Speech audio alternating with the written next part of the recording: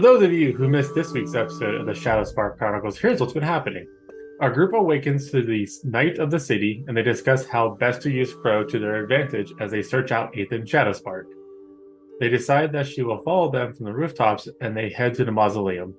Marsland's keen and accurate map keeping of the city of Candor's Keep makes forming a search grid easier than the group had thought. They run into some city guards at the entrance to the tomb, and after Bishop has a brief conversation with them, they find out the city's not taking the deaths as seriously as they should. They are told, however, that the bodies seem to be getting drained. It is decided that Ethan has moved on from his resting place, and they continue searching the city streets.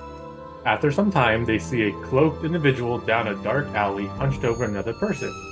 It turns its head and glowing eyes stare down our adventurers.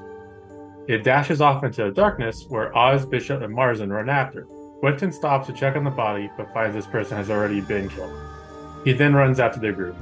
Ethan attacks the group, but after realizing he doesn't have the advantage, he teleports away. In all the confusion, Crow is noticed by some city guards and runs off into the night. After searching until sunrise, the group calls it quits and heads home to recover of the night's events. Bishop and Oz wake early and decide to go looking for Crow as she has not returned to the house. After a few hours, they go and seek out Restus for any information he might have heard.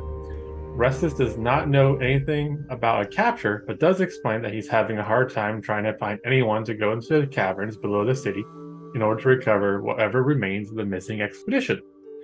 Bishop informs him that they would go and investigate, seeing as how the caverns hold a key ingredient to making the cure. As the rest of the group awake, they separate and go about personal business. They all eventually come back together to the house and decide that going into the caverns should be the next priority. Crow makes her way back to the house, and Bren and Bishop begin on some upgrades for the adventure.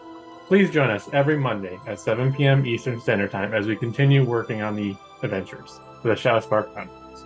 And as always, we will see you in the dungeon.